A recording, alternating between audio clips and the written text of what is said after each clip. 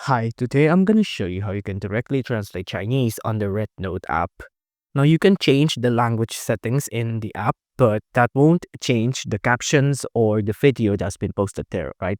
Because the videos are dictated by the user and some of the user is Chinese. So of course they're gonna post in Chinese.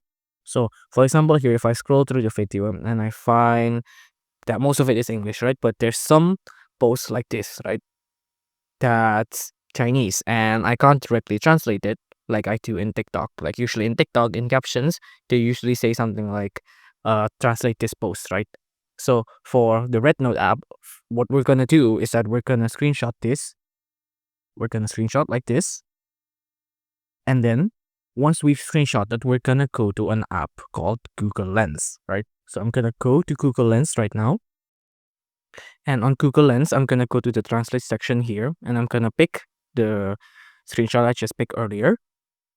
And then as you can see, it directly translates the screen there so we can see and understand what has been posted.